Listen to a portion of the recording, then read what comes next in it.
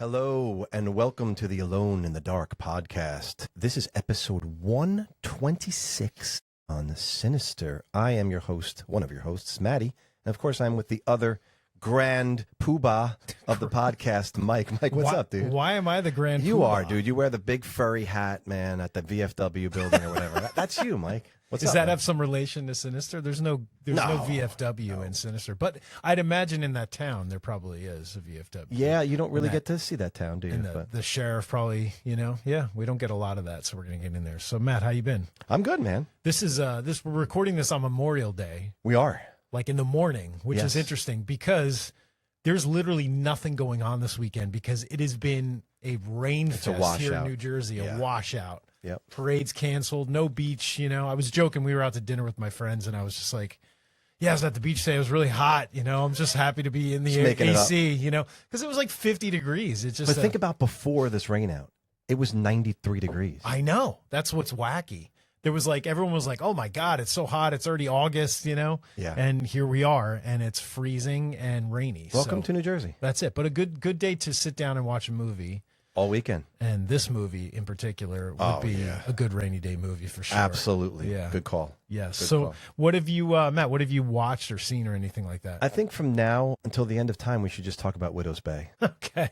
I mean, I agree. Every episode. I totally agree. It's unreal. I just watched, I guess, the 5th episode drop. Yeah. My friend is telling me, is this true that 6 and 7, there's 2 episodes dropping this week instead of just 1? Oh, I had no idea about that. My friend Brian said 2 episodes are dropping this week, which would be a sweet little treat. Oh, are you going to watch them both in a row, or are you going to space them out? I think I'd have to space them. It's going to be hard, though. Yeah. It's going to be hard, but I would do it. I love that show so I love much. that they're dropping once a week, by the way. I am a complete huge proponent of this. Yes. And not every show does this. You notice they just do this with some shows. Yeah. Because I watched another one on Apple TV that's non-horror. Then they put all the eight episodes out. Well, I think Netflix, that's their thing. They release a whole show. Yeah. And you can just binge the whole thing, which I get it. Sometimes you're so into a show you want to just get through it, but for me, it's the waiting is really special. You know, because you can talk about it with friends. And you and I have been doing that, like water cooler. We're just talking and we're getting excited and we're talking about the little details. I mean, how did they nail this tone? How hard is this tone to nail, and how did they do it? It's amazing. It's impossible. Yeah, the line is so thin to walk. It is, because you're dying laughing, and then you're gripping the edge of the couch. Yes. You know what I mean? It's excellent. Yeah, it's really good. So what have you been watching? I've been Matt? I've been trying to open up and watch things that I probably never heard of or have never seen before, and I'm trying to be better at that because you and I are not great about that. You're probably better at that than I am, I would say. Maybe a little, not by much though. So I have this one app that I stream movies through, and I've just been going on there and going through the horror section, and it actually has like the IMDb rating for each movie, and I've been trying to find things over six and above. Screenbox or something? What do you even? No, it's sort of like an illegal kind of thing, that I used to watch football, but. So I've been trying to find movies that are over 6 as an IMDb rating in the horror section. Which is hard for horror movies. It is. But there's this movie called I See You from 2019. Huh. And I don't know anybody who's in it. It's like a nobody, but it's shot really well. And it's an interesting, twisty and turny story about this boy goes missing and this family is dealing with the trauma of that. And then strange things start happening in the house where things are moving, noises and stuff like that. The kid's house where he's no longer. Right. Okay. And all I'll say is there is like 2 or 3 twists and turns in this movie that you don't see coming. And you're like, whoa, it's going here now. It's really cool. So I highly recommend it. I See You from 2019. All right. I got to get on that. Yeah. So see where you can stream that. I'm not sure where you can go.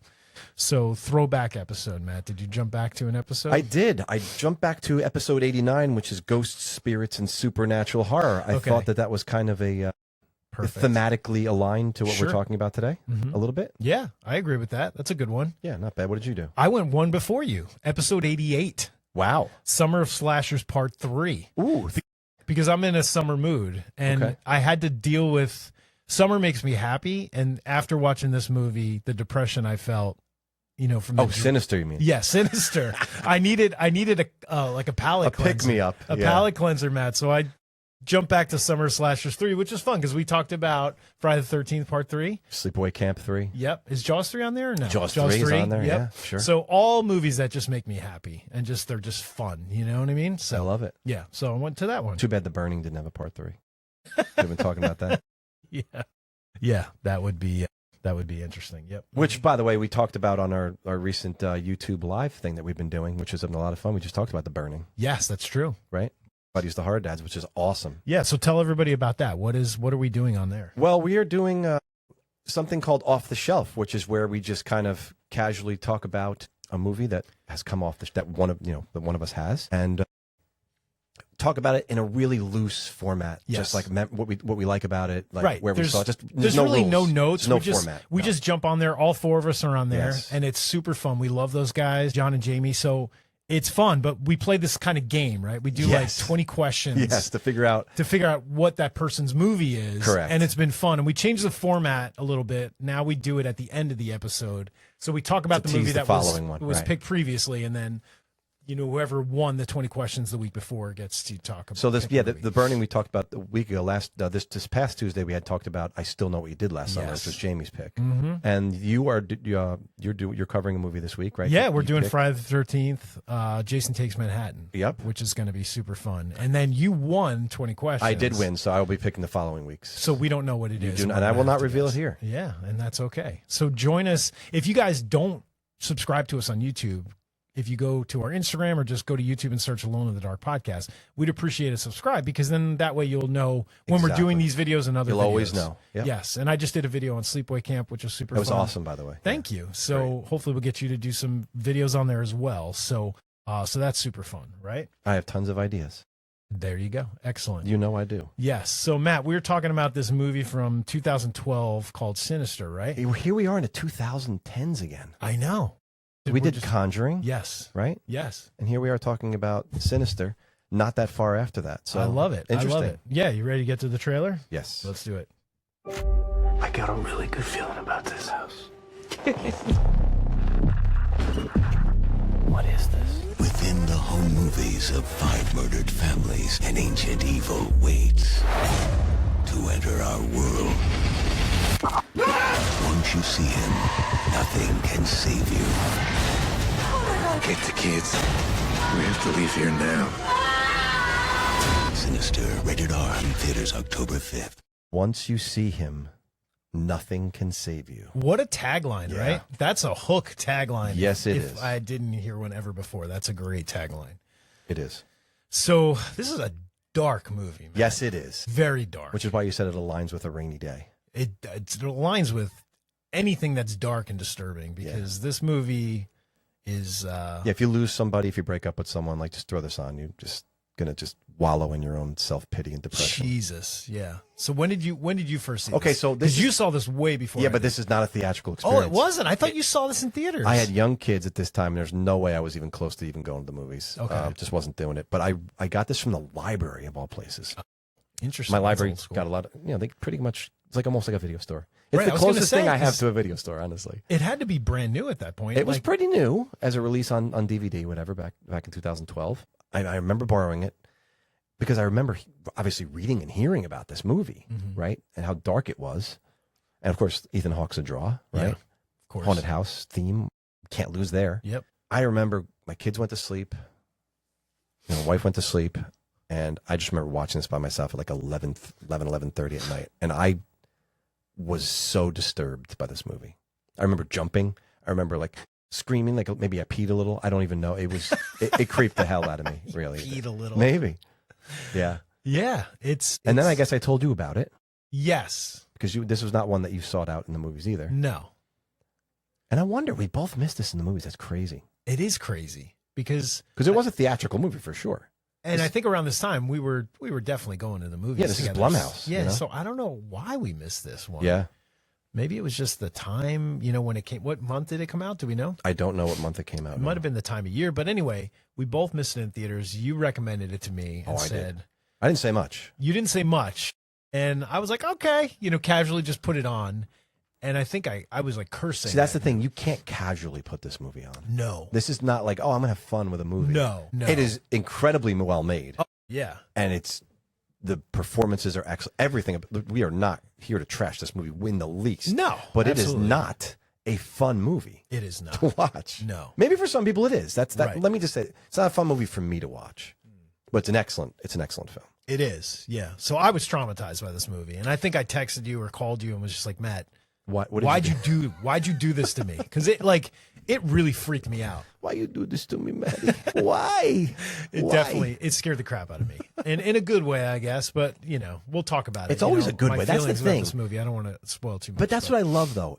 It is a good way. You said in a good way, but not in a good way. But it is a good way because you were frightened. How long has it been since you've had that feeling? Well, where you were genuinely creeped out by a movie. The last time I saw it, which is when you recommended it. Yes. I haven't. This is the second time I've seen this movie. Okay. Because you told me to watch it, I watched it, and I was like, This is only time two. Yeah, because I own the Blu-ray. That's awesome. I don't think it's compulsively rewatchable. However, I do own the Blu-ray, and I've seen it. Is it special? Does it have like a... No, it has some like really weird, like as you imagine, it has some serial killer like. It doesn't have like stuff the raw footage from the Super 8 film, does it? No, but these are actual Super 8. And we'll get into that too. Yeah, but this is actual Super 8 that I know that cameras they shot and it. everything's Which is so authentic. cool. Yeah. But imagine how sick that would be if they put the Super 8 films like just raw like on there. Can you imagine as a bonus feature? The whole thing. Oh God. But here's the thing. I instantly, when you watch a movie like this, there's the whole serial killer aspect and the fact that they moved in this house, right? It's not based on a true story. Mind-blowingly, it's not based. Right. This is completely a dream. Thank God. Yeah. Thank God. Yes, that's number one. Well, of course, there's been houses that people have left, that people have died in, of course. Multiple, right? There's too many. But it's not based on any case anywhere in the United States or anywhere in Europe or anywhere around the world. The writer, Robert Cargill, literally watched The Ring, Gore Verbinski's remake of The Ring in 2002. Yes. And then he had this dream about a family that moved into a house and found like a bunch of videos. He literally had the dream of this movie. That's so cool. Yeah, I mean, can you imagine? Someone how cool is that? The Ring inspired him to write this movie. Which is great. I think it's awesome. Oh, yeah, that's super cool. I love that. That's so great. So you always do this thing, Matt. You tell us about songs. I do. Era. So I can't wait to hear 2012 was a weird time for music. To get myself back in that world, Mike, I found a couple of songs. First of all, I found a song by Kesha called Die Young. I'm dedicating this one to all the little children who were hung, drowned, burned alive, had their throats slit while sleeping, and don't forget the ones that were shredded by a lawnmower. Oh, God. They died way too young. Yes. So thank you, Kesha, for that. That's a good one. And the other one I came up with, and this is not one of my favorite artists by any means, but this song does tie in. It's We Are Never Ever Getting Back Together by Taylor Swift. Now, it could be the message from, the wife to Ellison, Ethan Hawke's character, after she finally finds out that you moved us into this house on purpose. Yeah, yeah. And you knew everything, they never told us about it. But I'm dedicating this one to the sane part of Ethan Hawke's character's brain as the insane lunatic brain takes over, Mike. Permanent residence. He moves his family into this house where awful murders took place simply to try and soak up some of the bad juju for his next book that he's trying to write. I mean, he is broken with sanity. And that's such a fine line in this movie. And that's the thing that attracts me to this movie is when you have good characters that just completely fall off the moral wagon and they just get sucked into this world and they get in way over their heads and there's no going back. Right. Right? Yeah. It's not even a monkey's paw thing at this point. It's like, no. I want, it, in a way it kind of is because it's like, no, I want this really badly. But it's just it's sad. It's tragic. It's very tragic. Yeah. It's crazy. So you always look up reviews. Good reviews, bad reviews on this one? I have a couple here. Mixed bag? Well, the Toronto Star said, more stupid than scary. Sinister can't even figure out who the real demon is. Did they watch this movie? I don't know. I mean, are they saying that Ellison is the real demon? Yeah. He's not, though. See, as much as you want to hate him, and he's easy to hate in this movie, right? It's a tragedy. It is. Because you could tell he's a good dad. He knows about his son's night terrors, and he knows how to combat all. I mean, there's a lot of stuff that he knows, right? And his daughter, and he seems to be a good father. But obviously, there's the other part of him that is just fame seeking and whoring for his next big thing. Then he can't, selfish, right? Selfish, completely. Another one said, absolutely horrifying. I have never been so scared watching a movie before. Has to be the most disturbing film I have ever seen. That's overstating, but isn't there some science thing that they did when they call this like the scariest movie ever, like based on how was that how a people's thing? pulses Was this a or marketing heart rates? thing? I think it was a heart rate thing. They actually did scientific tests on people While and they were watching while it? they're watching different movies. And for some reason, when they put this movie on, their heart So was there like an ad that was like, yeah, I guess we're at this level. They should have. Sinister. Unfortunately, I think it was done afterwards. Okay, gotcha. But it does sound like a good marketing campaign. That would have been a good marketing For sure. campaign. Yeah, Yeah. absolutely. Mm-hmm. Yeah. But that's really interesting. That is very interesting, yeah. I don't know if I agree with the most disturbing film I've ever seen, though. No, I don't think so. But it's genuinely creepy and scary. Absolutely. It's pretty disturbing for sure. Yes. Yep. So, Excellent. Mike, you're going to do your thing, right? Yeah, so we got this little thing called Horror by the Numbers. Horror by the Numbers. And let's do it. By the numbers. All right, Matt. So here we go. We start with a big number and we work our way down. All about the movie Sinister here. So ready? $82.5 million is the worldwide gross of Sinister. Yeah. Not bad. It's impressive. Yeah, not What bad. was it, $3 million budget or something? Well, we're 3.5? getting there. Why are you Okay. jumping Oh, ahead? I didn't even know what it is. I can't wait to find out. Not bad for a movie about a guy who probably should have just called the police. All right, $3 million was the entire production budget. The film earned nearly 27 times what it cost to make. All right, 2,542, the number of theaters showing Sinister at its widest release. Okay, That's a lot. That's a lot. Yeah. 131, the highest. Here you go. Beats per minute spike recorded in test audiences while watching Sinister. Wow. The peak heart rate of any film measured in the Science of Scare study, earning its title of scariest movie ever made. Science of Scare study. I didn't even know that was a There's thing. a lot of alliteration there. There is. 110, the runtime of Sinister in minutes, 1 hour and 50 minutes of pure dread, which I agree with. 36, the number of days it took to shoot. Production began September 19, 2011, and principal filming wrapped October 25th, 2011. Wow.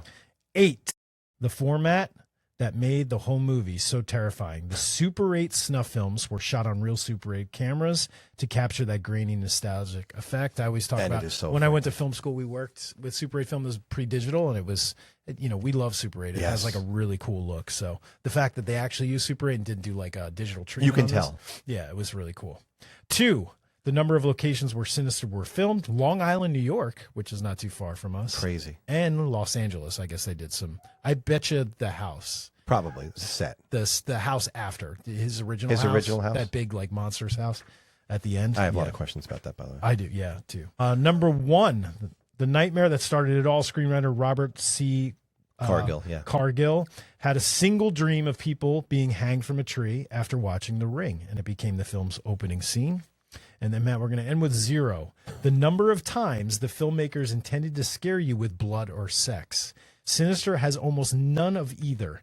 They were originally gunning for a PG-13 rating. And I mean, it didn't get does have for quite a bit obvious of reasons. blood at the end. It does, I guess you could say that, yeah. But certainly not the rest of the film. But it's not in your face. You know No, what I mean? and the murders on film are very bloodless, nearly. Right. You're right. Yeah. And there's no sex. They don't need it. No, they don't. Absolutely. Absolutely. Wow. So, Matt, this movie opens Yeah. with the horrifying image of this family being hung from a tree. Yes. What do you think about starting a movie out this way? Well, the fact that their feet are practically on the ground at the start. Yes. Right?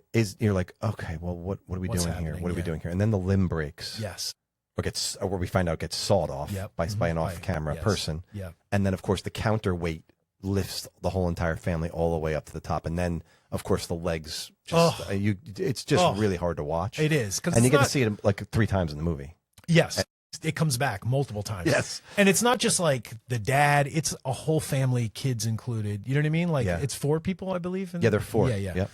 That image, starting a movie off with that, it's so traumatizing. It just sets the tone of like, this is what you're in for. You know what I mean? Like, get ready. 100% agree. Because you're telling the viewers, like, you've been warned, right? You can turn this off now if you want, if you don't want to watch, but it's going to be a rough ride. Rough waters ahead. Mike, it's like Dirk Diggler said in the end of Boogie Nights, 13 inches, tough load. I don't treat you gently. Like this film is not going to treat you gently, Mike.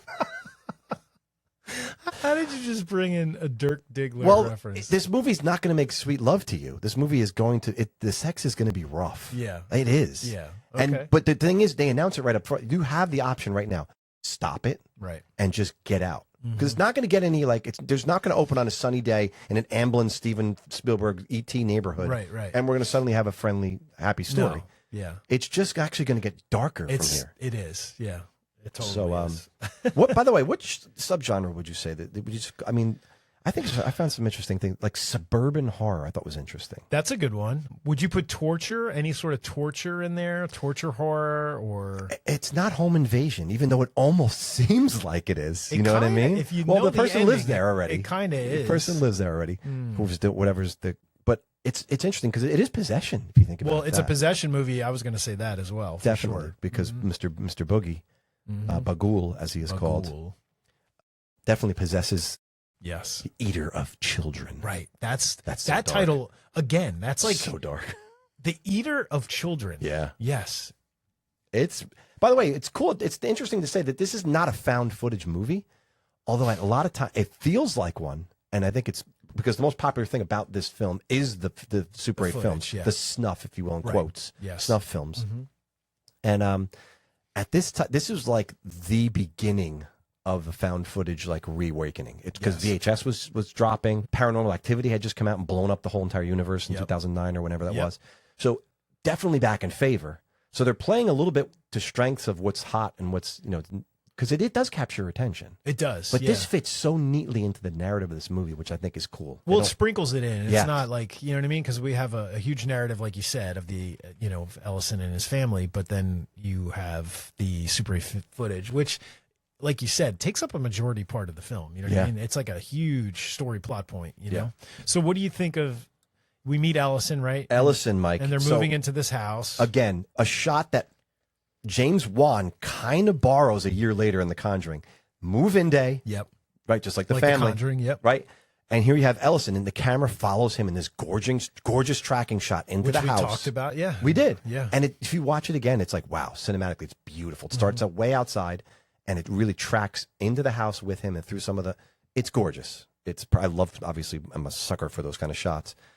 And it establishes pretty quickly, though, that Ellison is kind of a slimy true crime writer. Yeah. Right? Because he's living off the fame of his book. What was it? Kentucky Blood? Kentucky Blood. Kentucky Blood. Yeah. Because the cop almost instantly shows up at his house when he's moving in. Right.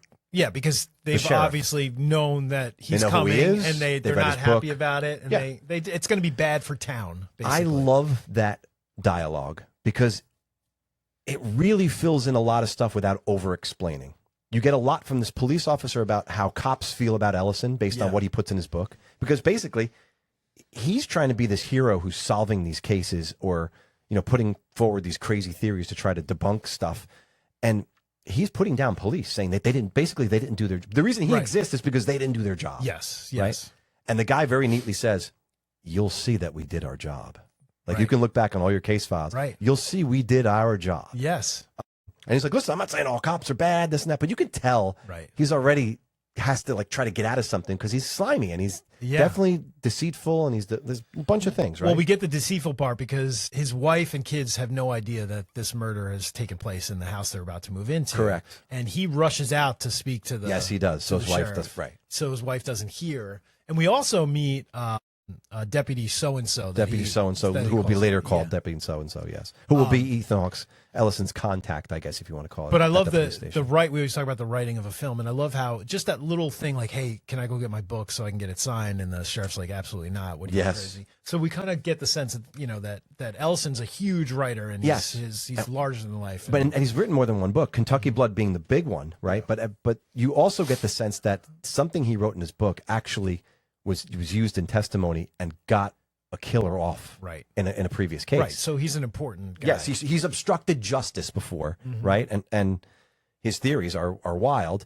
Now, also, there's, in the case that he's moving into this house for, there's a missing daughter, and he wants to crack the case. Like, where is this? Right. Where is this child? Yes. Where is it go? He wants to get to the bottom of that mystery. Yes. So that is what's drawing him into this, for his new book, if you want to call it that.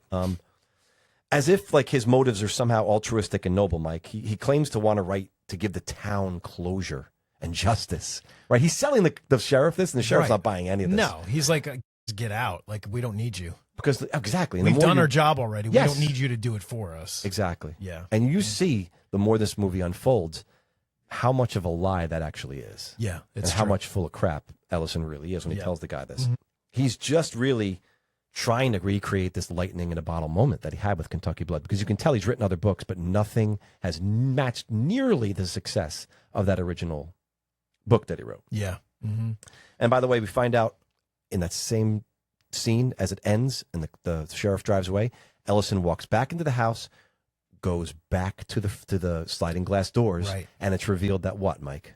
That the tree. That this is actually the house. Right. Because the- prior to this, you don't really know that. You don't know that, and we're revealed that he's at the house, and obviously he's not telling his family, but literally that the limb is still broken. Yes, it it's is. almost like it happened yesterday. Exactly. It's yes. crazy. Like, how could they have not knocked that tree down after that had happened? Especially he knows. Right. Yeah. That doesn't creep him out at all. Yes. It's crazy. Man. What do you think of his wife, Tracy? Because I made a note. She's so supportive, but at the same time, I think she's resentful of his career, probably because of his fame, but also she doesn't like what he does. You know what I mean? She's not happy Well, about it it. takes him away from everything. He's not present. You know, I guess like I said this, he seems like a good father, but I mean, to an extent he is, but I think he's really not there half the time because he's really obsessed. Well, and most obsessive writers about are, his work. right? Sure. Writers disappear and Sure. they're gone forever. And there's no sense of like a clock in, clock out mentality.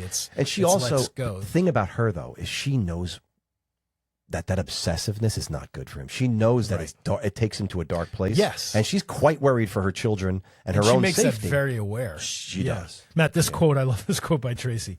I think I'll do some grocery shopping. I figured I'd get the lay of the land.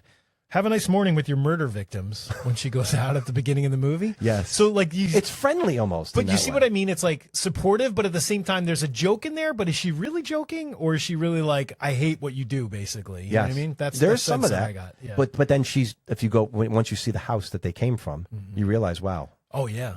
he's had some success. Oh, big time. And she's an English woman, which I thought was interesting. Oh, okay, gotcha. You know, I don't know if you noticed the accent, but she's in English.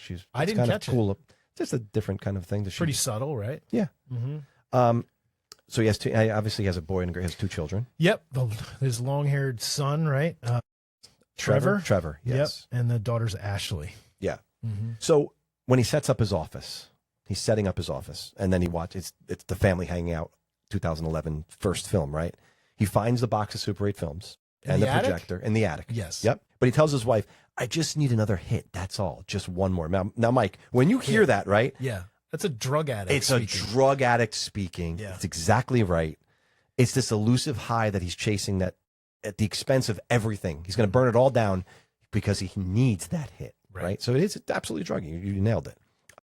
As he sets up the Super 8 projector, Mike, he has that board that like police officers and investigators have, where they put all their notes. The string and the connection. Yeah. Correct. He's investigating, basically, for this book. And the score, Mike, holy shit. This is the first kind of instance you start to hear this industrial, natural sounding, wacko sounds that are being made by, was Christopher Young? Did he do this?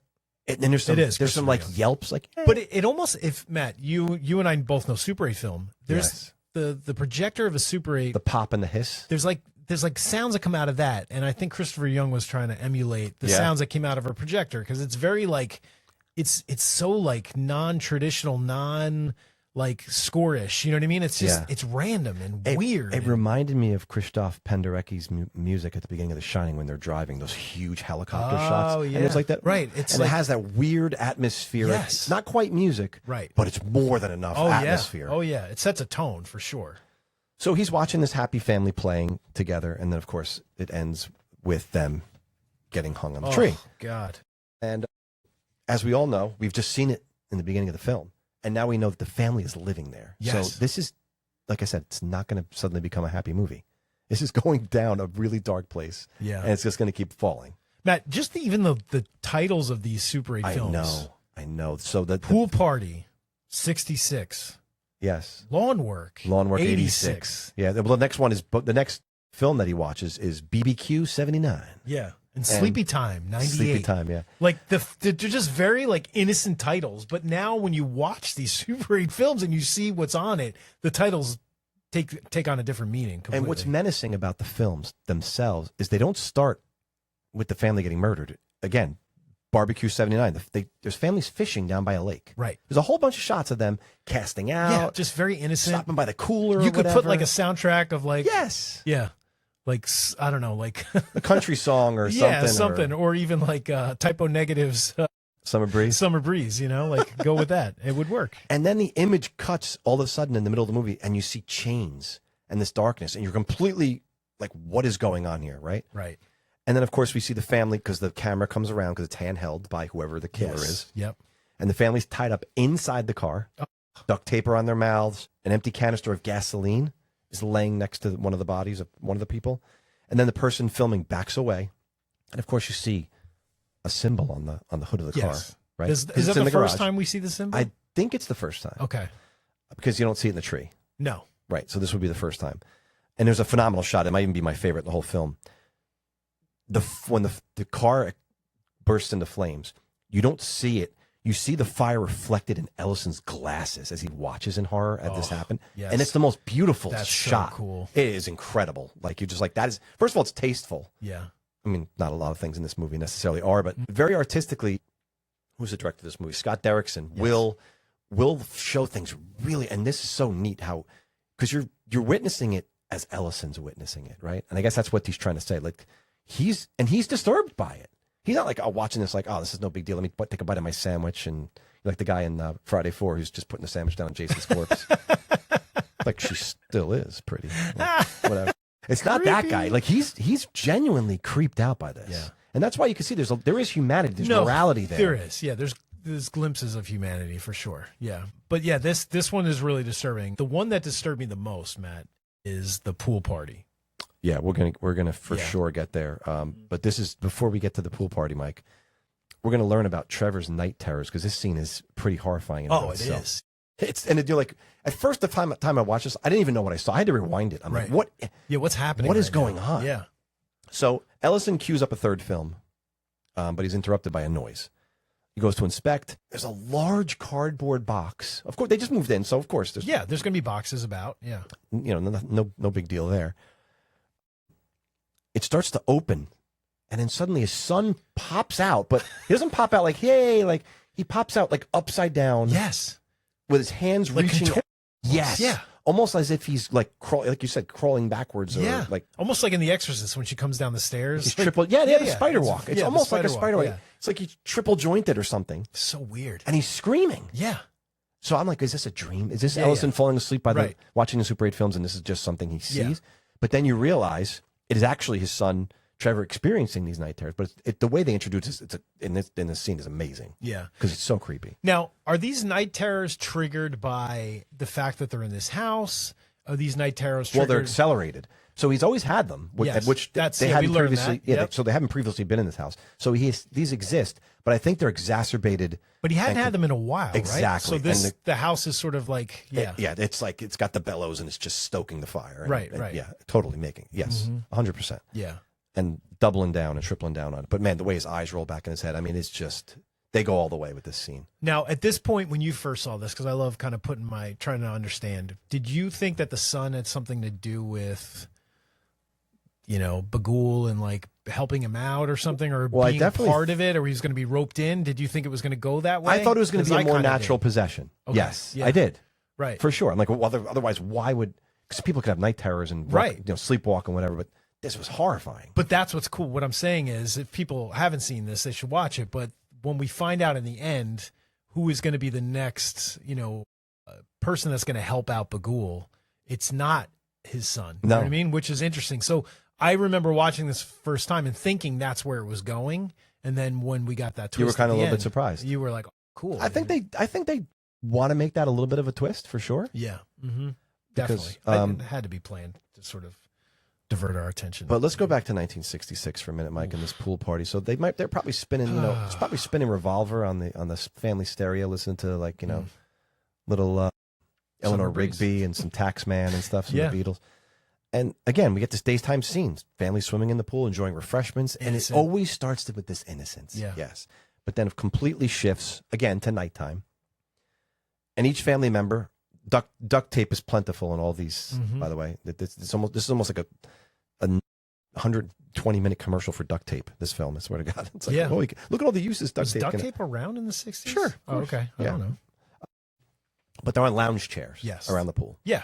Rope attached. This is different because the rope is attached to the end of each chair going into the pool. Yes, and one by one. Oh my! The person filming, presumably, right? I don't know how they did this. Yeah, because they're filming and they're pulling at the same time. How strong?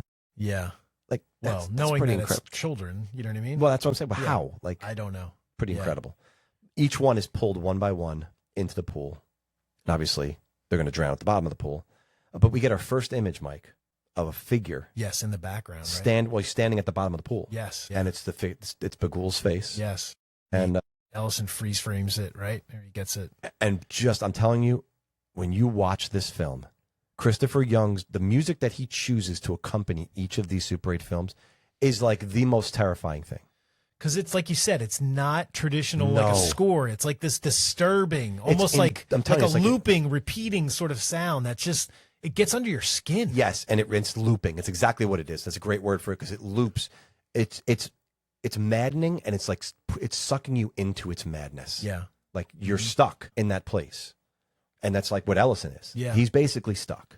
So let me ask you this: I know we haven't talked about all the kills yet, but which would be your worst nightmare out of these? I think this one, pool party. Me too. Yeah, me too. Because I have a huge fear of drowning and having no control over it. You know what I mean? Absolutely. Not being able to get out and just the claustrophobia of it, held down, and the just suffocation knowing, of it. Yeah, that would the panic that I would feel. You know what I mean? And the anticipation. Oh my God, sitting there waiting before that rope gets pulled. Oh my God, it's terrible.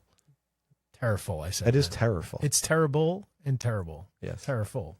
So, Mike, we get to Sleepy Time 98, and certainly we didn't choose this, but certainly this wouldn't be a very nice way to die either, I don't think.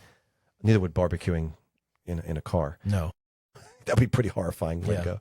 I think getting burned to death is probably the second. Yeah, that would not be fun because you're sitting waiting for it to happen as well. So a light tracking shot through a dark house, up the stairs, pushing open a bedroom door. It's kind of, but this one doesn't start really with happiness, which is odd. They're turning darker a little bit here. Right. You could see the man and woman taped to their bed. They're bound and gagged. And of course, their throats are cut. And the audience, you said this before, the lack of violence. And really the audience sees, you see the knife come out. And then again, you see it through Ellison's glasses. I'm telling you, Derrickson really frames this so he doesn't want to go ultra violence. He doesn't want to go that route. Well, you could have easily have done that. You don't just have showed. to. You could have filled the frame with everything that you're seeing on the Super 8 film, but the fact that you're seeing it in a reflection is very clever. It is, and your mind would fill in more than Hitchcock knew that, and Derrickson knows it too. Like your imagination and knowing what's going to happen. Yeah, they all were huge fans of using that technique. But then the camera tracks to another bedroom. Of course, there's a child in there. Yes, right, and then you're like, no. What's happening? Really want it. But then there's a beautiful rack focus, Mike, where the camera focuses on Ellison in the foreground, and the violence is happening in the background, but you can't see it. Right. And it's this beautiful deep focus, like rack focus shot. It's so gorgeous. He's like, "Thank you for sparing me, at least some of the pain." But, but you didn't really spare me because I know exactly. What's happening. I'm imagining it right now. It's in my head. So again, he's in the house. He combs through the footage, and again, he finds that same symbol on the wall of the Sleepy Time house. Yeah, and this is the same one he saw on the hood of the car. Yep. From the BBQ 79 film. So now we have the attic disturbance where Ellis hears something coming from above his office, and the power goes out. Remember, he gets a flashlight. Yep, and he goes up there, and he pulls down the attic stairs. Yeah. Yeah. So the music starts dialing it up a bit. So instead of being like too much, it's really, you need the music here because it's awesome.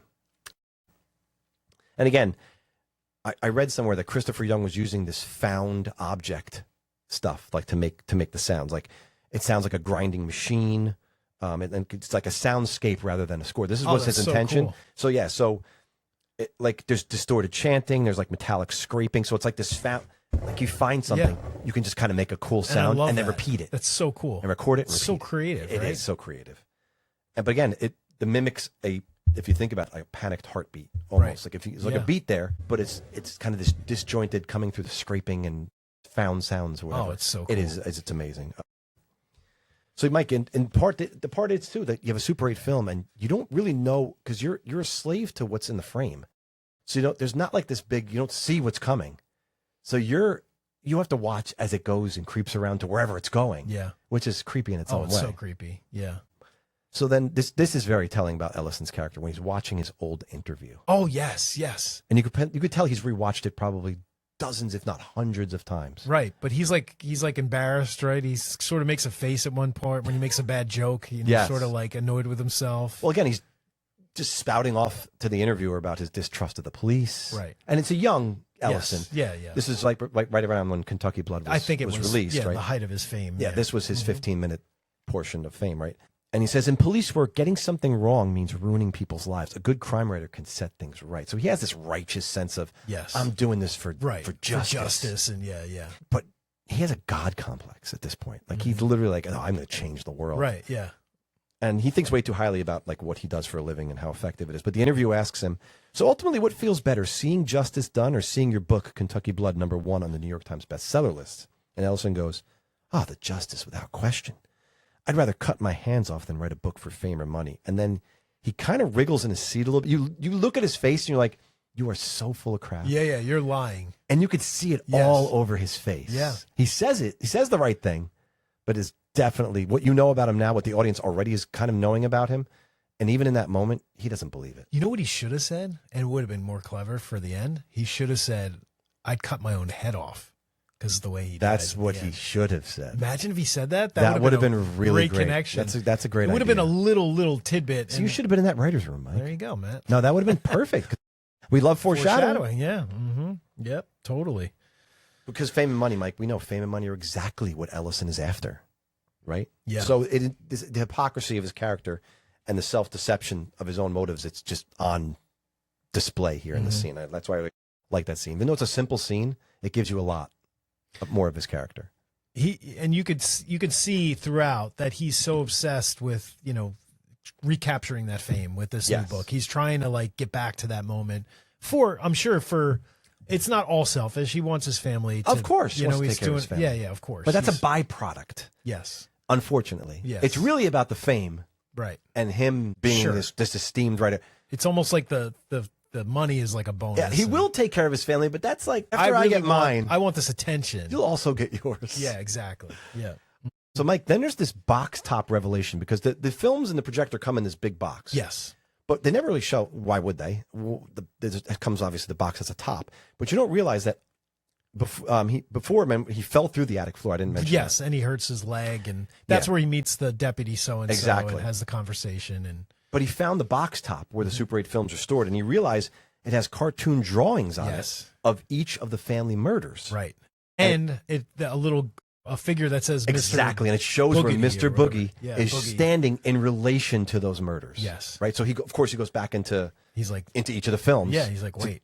Test and see, is that where it is? And he's obsessively combing through the footage again. And then, of course, Deputy so-and-so, like you said, gives him a call and gives Ellison the addresses of all the houses where the murders took place. Right. So now they're starting to piece together. It's like his little board in his office. Exactly. Everything's starting to make sense now. He's starting to get to his contact in the police crux of station. the story. Right. Yeah. So-and-so is giving him stuff he would never be able to find himself. Right. And he has to do it without the sheriff knowing. And he's kind of being that deputy that helps him out, with like any writer would use. Exactly. Yeah. And he needs that, of course. And he finds out that, Mike, that one child from each of the families went missing. One child from each of these families. Which he thinks is like crazy. He couldn't believe it. He's like, what? The connection of that is so strange. Yes. Yeah, it's so bizarre. And I have greatest shot alert here, Mike. When Ellison's checking his files and he finds out that the family that was hanged, the Stevenson family, they actually lived in the house where the Miller family murders happened. He's distracted, and the audience sees the freeze frame of Bagul on the thing, right? Yes. And it's in the trailer too. He suddenly turns and stares at Ellison as he's distractedly shuffling his papers. Not looking, And then right before Ellison turns back, he turns back to his original. Right, to the original freeze frame. It's incredible. It's cool because then you know that this is definitely some sort of a creature or something that is definitely supernatural in some capacity. So now we're like stepping into that territory. This isn't like a physical person that just wore makeup and is, no way. That was just murdering families, So face in the bushes, Mike, is the next scene here. So Ellison takes his freeze frame photo of this demonic figure standing in the bushes watching the Stevenson family get hung. Because he realizes as he goes through the hung footage of the family, hanging out, or whatever they call it, he sees the face in the bush. So he obviously goes to the back. Yep. and holds it up like to the glass of the sliding glass door or whatever.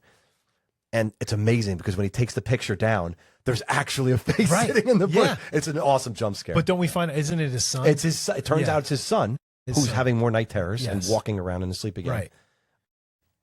But the jump scares in this movie. Yeah, they're great. They're great. So he goes out, obviously, to investigate with a bat. You know, Trevor's having his terrors. But Mike, when he turns to go back inside to retrieve the flashlight, there's a dog. But it's not a dog. To me, it's like a hound.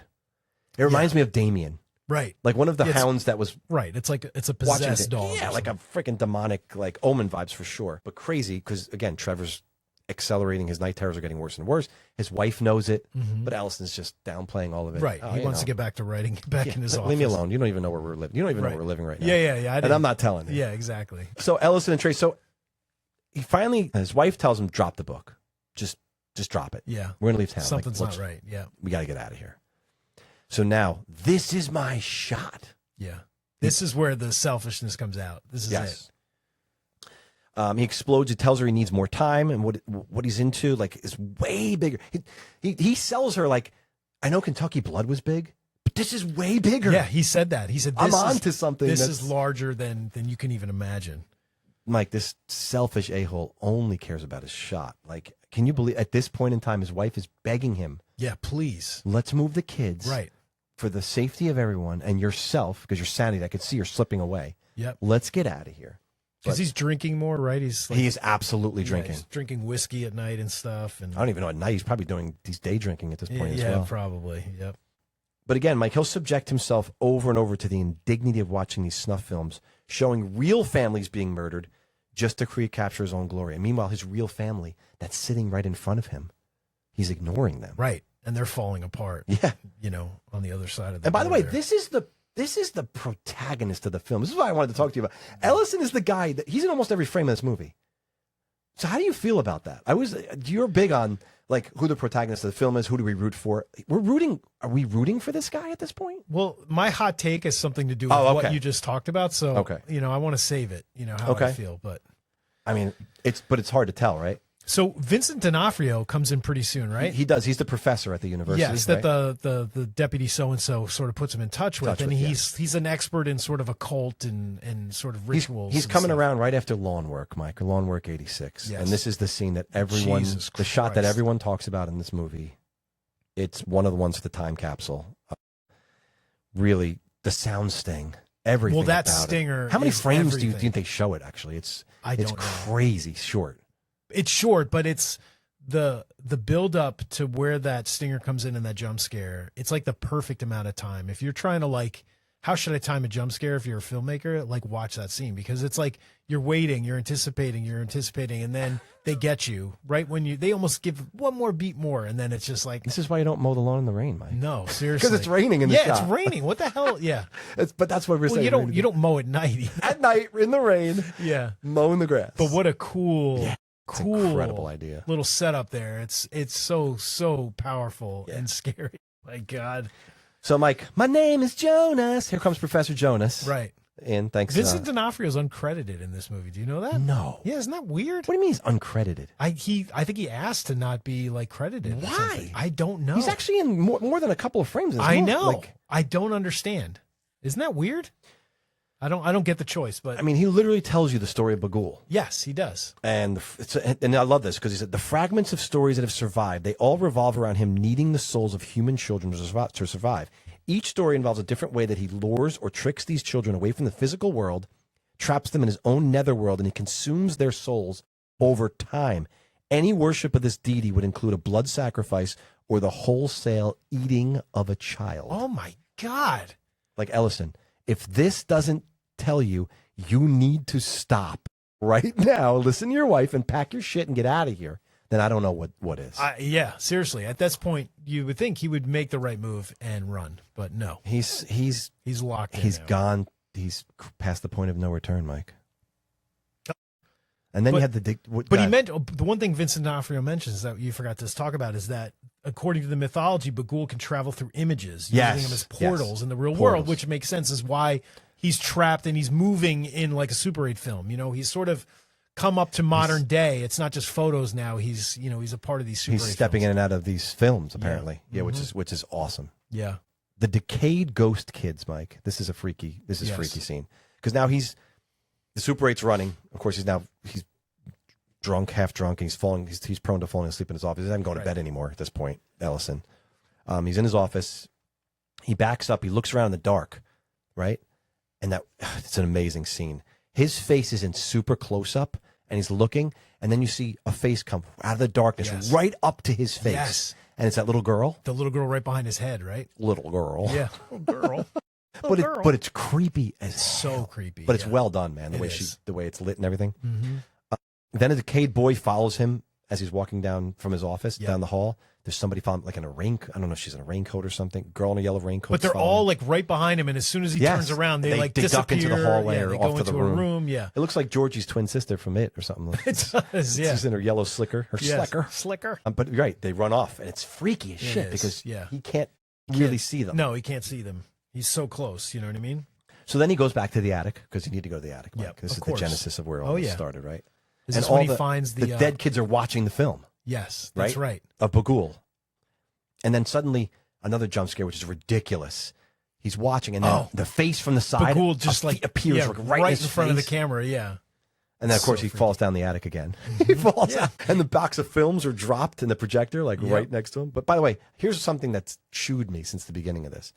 How did his wife and kids sleep through this? No, I want to know. I honestly, I'm genuinely want to know. If a guy falls out of an attic and then his, like a big giant box full of a projector and film, boom, like projector's dropped. metal. It's loud. And film is, the casing's metal. Like it would make a lot of. Yeah. How are they still? I don't she know. just keeping them in? Like what? At this point, what? Is she just keeping them in the room no matter what? She just thinks this is what he does. Or are every they night? sleeping through this?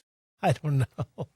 Well, the son could be outside at this point. Who knows? He could be having another night terror and wandering. So what does Ellison do with the films, Mike? Does he finally get a conscience here? What's he do with the films in the backyard? What does he do to them? He tries to burn them. He does burn them. Yeah. He doesn't try. He actually burns them in a huge fire pit out in the back. And you know what, honey? You're right. We're going to leave. Now I'm going to agree with you. Yes. This is it. I'm not falling out of another freaking attic. No. Back to my old mansion. Yeah, let's go back. Which begs the question. This house is a goddamn humongous mansion. It's a castle. How well did Kentucky Blood do, Mike? It must have been. No, I great. want to know because this is serious. Like this is about an $8 million house. You know what it reminded me of? It looked like the same house that they shot H2O and Scream 3. Oh, it looks like looks like that house. It looks like if you think at the end of Scream 3, where what's his name's party? Yeah. Sure, party. Milton. Yeah, Milton. It even looks bigger than that to me. I'm like does. the glass it's extravagant. Oh It's my garish. gosh. Yeah. It's unbelievably huge. Right. And I'm like, wow. I know Kentucky Blood did well, but how well could a book have done? I know. Look at Stephen King, right? He stays in his. But he wrote 60 books that did well. That's what I mean. Like he's staying in his house in Maine. He's like, I don't need a huge castle. He's got a nice Victorian house, but he's not in some castle in Maine. So yeah, he did really well, I guess. It's a little incredible. He stole all the book sales that year. I guess he he must have had a hell of a contract drawn up. So anyway, he's back home again. He takes his computer. Now we get a Professor Jonas Part 2. Yes. He has him back. on this computer screen. And it explains the whole Bagul myth again. So early Christians believed that Bagul lived in the images. This is where he actually talks about that. Oh, okay, gotcha.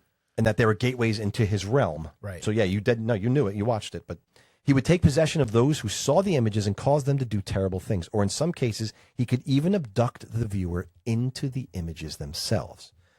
Again, so where is Ellison going to go at this point? He knows now that each murder took place, the family that moved in, that got killed, took place in the former where the former family had lived. So he knows there's this big chain of things. Right. So he just moved out of his house to try to get away from that. But do you like this exposition at this point? Do you feel like it's a little much, or do you think? No, I like it. It confused me a little bit. How so? Just the whole family, the whole family moving out of the house. But did they all live in the house that he just left? So we're going to get to that. Okay. So different. I have this one's called Different Attic, Same Problem. Oh, yes. So Ellison finds, surprise, the box of films in the projector in perfect shape. Not burnt, yes. Unburnt. But he found something else. He did. They're all labeled extended cut endings. Yeah. These films. Right. So now we know we're going to get to the reason of what's happening, more with these films. What you would have done and what I would have done is found another way to banish these films from the earth. Burn them again. Get a sledgehammer and Right. break them. Something. Some drive over them with their car repeatedly. Might not work, but at least we try. But you would throw them in, do a Dexter. Get a boat, drive out to the deep recesses of the ocean and throw them there. Right. And weigh them down. So what does Ellison do? What does he do? He cues up the projector. Well, yeah, he edits them all together first. So That's right, he does. He takes time to edit all these films together, which I used to digest do this in in film one school. big bite. You got to tape them together. You got to play it. It's a process. So he had plenty of times while he's doing this to say, maybe this isn't a good idea. But no, he just keeps going, and he's going to cut all these together. But before he watches it, so he has another out here because Deputy so-and-so calls him. Yep. And he tells Ellison that every family had previously lived in the house where the last murder took place. And each new murder occurred shortly after the family moved into the new residence. Mm-hmm. By moving back to his old home after living at the site of previous murders, Ellison has placed himself and his family in line to be the next victims. Right, exactly. So what does Ellison do? I just edited this whole fucking thing. Might as well watch it, right? Let's watch these puppies. Yeah. Well, the audience definitely wants to see. Can you get some popcorn? I mean, the audience definitely wants to see this. We're burning. We're like, what? But your logic Yes. is like, no. Yeah, wide. Come on, man. So, and I love this because when they add the actual kid, the missing, in quotes, the missing children from each family are the ones that are conducting the murders. Yes, and they all face the camera and they go, right. in the shushing gesture. So this is where the possession bar comes in because Yes. obviously these kids were possessed by a ghoul and they're carrying out these murders that he and wants. you realize that these are the same kids that were the ghosts in his other Yes, house that of course. were kind of Totally. running after him. And Super cool, yeah. he looks into his cup because he's drinking, remember? Oh, yes. And he sees that it's been drugged. Right. It's like like almost. Yes, It's like a weird it's purplish. like Reanimator or Yeah, something, it but is it's like not greenish. green. You know what I mean? Yeah. Good night, Daddy. Yes. And he comes to, his wife and son bound, gagged, duct tape, the whole 9 yards. And his daughter, Ashley, Mike, who we really have not seen. No, she's drawing on the wall and she gets in trouble for drawing in the hallway. By the way, we didn't talk about that, but she is an artist who, that's why I thought he was tender and a good dad because he's like, no, honey, as long as you keep it, like he's really cool with Do her in what the you want. beginning. Yeah. He wants to support Yes. her like being an artist and Yes. stuff. Like, draw on the walls, honey. But then early on, she can actually see the girl. Yes. Right? Or Yeah, something, 'cause right? she's talking about it. Yeah. That's my friend. My friend, just Yeah. like The Conjuring. Yeah, exactly. Whatever. So Ashley drags an axe into the room and chillingly says, "Don't worry, Daddy. I'll make you famous again." Yeah. And those That words quote, are like, yeah. woo. Okay. Right. How are you going to be famous? Not by writing, Ellison. Yeah. You're going to become one. And then she grabs the Super 8 camera. You get that film Yeah, sound. you hear it going, the little stutter going. And then the audience, of course, we don't see it live. No. They spare us that, which I think, again, is a really classy move Yeah. in not showing us. Oh, of course. Yeah. I mean, if this was Terrifier 4, we would have seen every second of it, but we don't Sure. need to see it. No. We see the aftermath on film because we see the Super 8 film itself. And we see Ashley, she's painting figures and symbols all over the walls in the family's blood. Yeah. Okay? Ashley sketches the murder scene. We see all the other kid murderers in the film tilt their head, and when Ashley tilts her head, who's standing behind her? Bagul. Yeah, of course. He scoops her into his arms and carries her where, Mike? Into the film. That's right. That's where he takes her down the hallway into the film. Yep. And walks away from the lens there. What do you think of this final kill? Because this is my only problem with this film. Wait, the ending or the last kill, the last before kill. the ending? Yeah, that. Family. Yeah. The way that that he dies and everybody dies. I with think the axe. Because let me just make a Yeah. point. No, please. I feel like each family's kill is almost worse than the next. It's just more disturbing.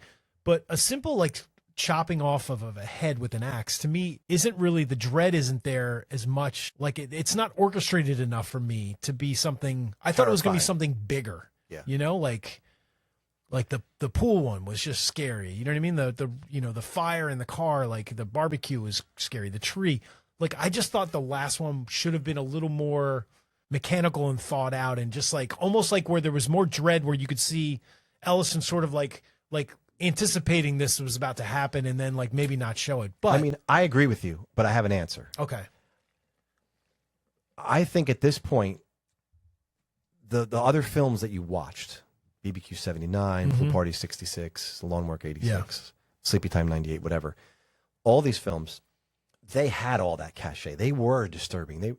I think at this point, you almost can't outdo that.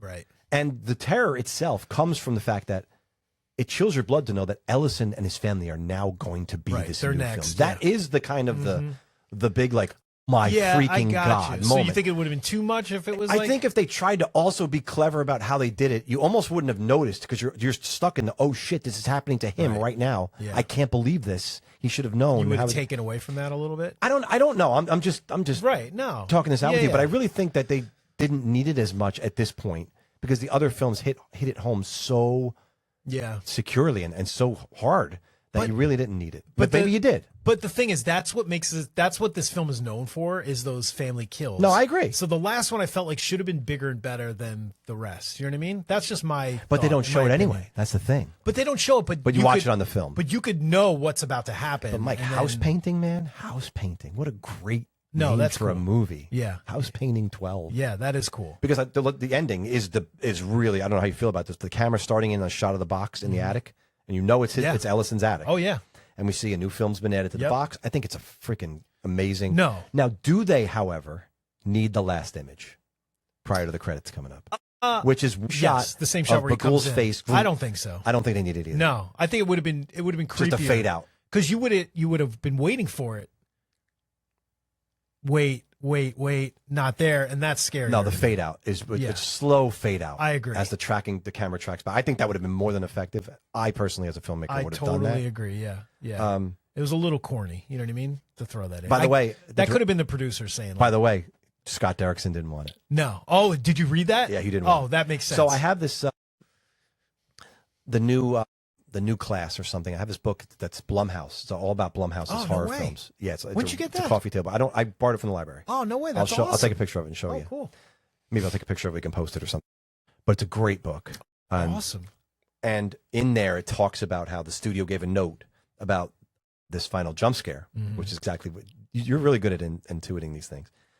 And Derrickson put it in because he wanted to show that he was a team player. Like he was just taking such care by the studio. They gave him this like a budget to do it. He got to do it. Right. So he's like, I'm going to be a team player with this, even though he didn't want it to happen. He's like, they're making it happen for me, so I'm going to make it happen. Yeah, like, yeah. So if that's your worst part, I mean, you can live with it, right? I get people screamed in the theaters. I'm sure. You know what I mean? I'm sure it was effective. You know what I mean? But creatively, I would leave it out. You know what I mean? Yes.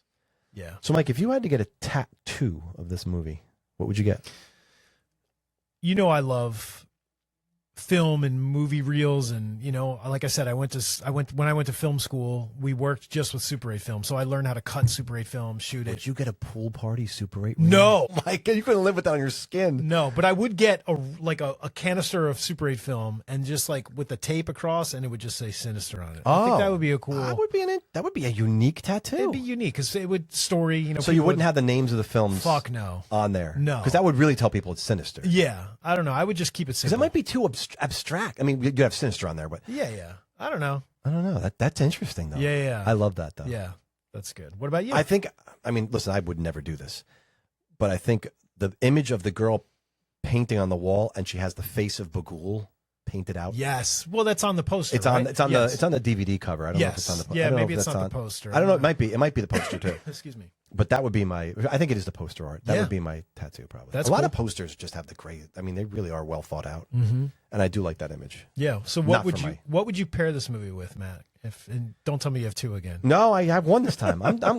I'm breaking. I know. I'm just kidding. I'm just busting your balls. That's okay. I'm gonna like Scott Derrickson. I'm gonna play along with my producer Mike, and I'm gonna do what you asked me to do. I'm gonna give you one. I'm gonna give you one pair. That's the Amityville Horror remake with Ryan Reynolds, 2005. I was gonna say, what we never talked about? This movie is an update to Amityville Horror. Like it really is Amityville Horror if you think about it. It has all the. It is, but it's very different. It's different. It's a modern take, I'll say, on Amityville Horror. But the fact that the guy moving his family into a house where murders have taken place, that theme very much aligns with this movie. Totally. I think they would be great double bill. So why the Ryan Reynolds remake? I'm just curious. By the way, I'm watching Sinister first, and then I'm palate cleansing with Amityville Horror, even though that's not such a happy movie either. It's not, but it's still definitely a step down. I'm still palate cleansing with you. I agree. So go ahead. Why Ryan Reynolds version? Why the remake? and not the original? Because it's from the 2000s. I just feel like it kind of look-wise and everything, it kind of goes Sure. together a little bit more. Totally. I could have paired a classic with it. Normally I do. Yeah. I'm an OG kind of a guy. But Of course. I just bent a No, little bit. I appreciate that. I was just went curious different, yeah. why you picked that one. Yep. Yeah, I don't hate the Ryan. I like the Ryan Reynolds. No, I like remake. it too. Yeah, I think it's fun, and he does a great job in it. He does. I'm gonna go with The Ring, Matt. Oh, it's a great so, one. Influenced, Derrickson, Perfect. right? He Perfect came up movie. with the idea. So I'm gonna go with The Ring. One found videotape pairs well with found Super 8 film. Yeah, it's great. And I haven't watched The Ring in a while, so I'm gonna have to rewatch that. And that might be a movie we should talk about at some point. Oh, yes. The Ring remake. Totally. It's a great one. Yeah, absolutely. So what are you rating this, Matt, out of 5? I gave this a 3.5 out of 5. Okay. I think, honestly, it is one of the scariest movies of the last 20 years. Definitely not, the most disturbing by a long shot, but definitely scary. It scared me. It's a 4-star movie for me all day long, but I took a half point off because you really can't to me, I can't compulsively rewatch this movie like over and over and over. No. I would have given it a 4 if it somehow had a feeling of, Really? wow. I would have. Right. If I was like, wow, this movie's it's one of my favorite movies, I'm going to rewatch it. And I could see that maybe it is somebody's favorite movie, but I have a hard time with that. Sure. Because this just takes me to a dark place. Oh yeah, definitely. I need to shower and walk into the sunlight. Yes, exactly. But I do own the Blu-ray, so I'm not being a total hypocrite here. Right. So I will watch it occasionally because I just think it's a really, really well-made film. Yeah. And I want to support it. Of course. But no, I mean 3.5 out of 5 is because it's a really, really good film. Excellent.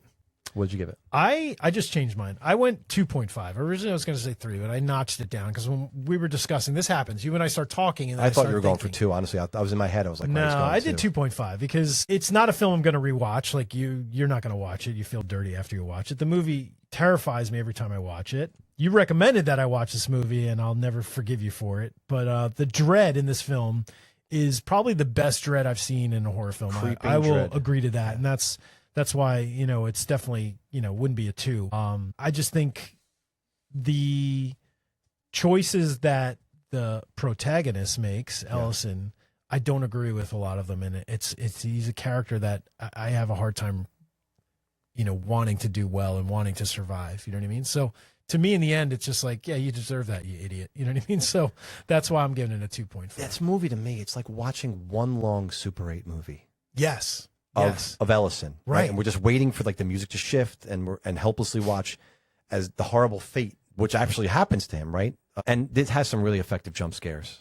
The way that Derrickson directed it longer. Yeah. Mike, here's the interesting part.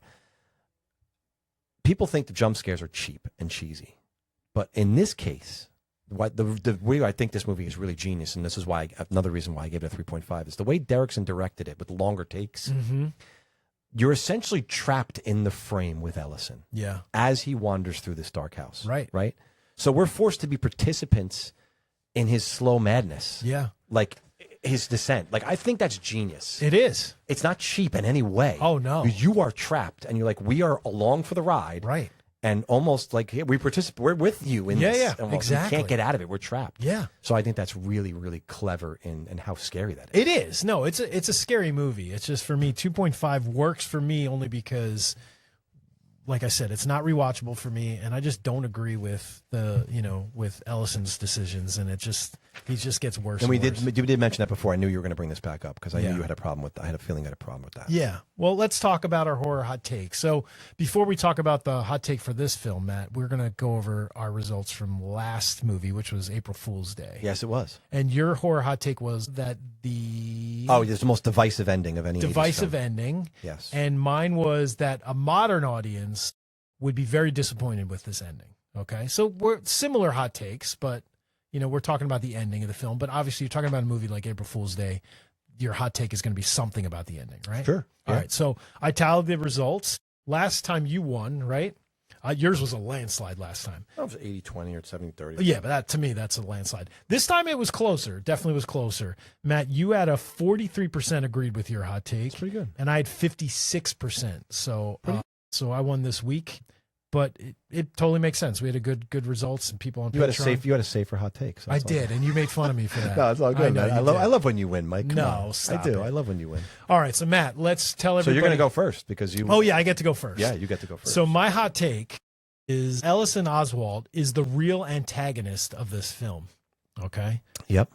because he put his family through and the Sure. bad decisions. So that's why when you're bringing it up, I said I'm going to wait to talk about it. So yeah, he's the antagonist of this film. He's an idiot, you know what I mean? And he's the one that sort of, he deserves every bit that came to him in the end, you know? So there you go. Ellison Oswalt is the real antagonist of this film.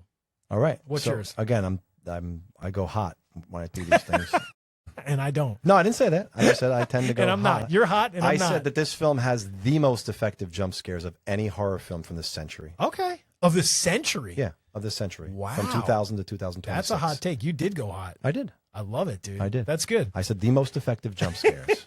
All right, of the 2000s. Well, you guys definitely think about that, and we will post once we get closer to recording our next episode, which is, we're not going to say what it is, but we have a fun summer plan. We got some good summer movies coming up, and hopefully we might have a guest join us this summer, which will be nice. So it'll be, me and Matt and someone else, which is going to be super fun. So Menage a trois. YouTube, definitely check out our YouTube channel. For sure. There's You a know lot what I mean? happening starting over there. I'm telling you, we do these Yeah, we're lives. starting to do more stuff. We're trying to do better for you guys on YouTube. So please go subscribe so you can see where we're going. You know what I mean? So before we get out of here, don't forget to check out our Patreon at patreon.com/Alone in the Dark podcast for bonus content and more creepy goodness. Yeah, we just had a fun episode that we did. Yeah. Mm-hmm. With John and Jamie too. Yep. Make sure you vote for our hot take. Please vote for the hot take. It makes it fun for Mike and I, and we need to know who got it right. That's right. I definitely do. Or who was completely safe and out of their mind.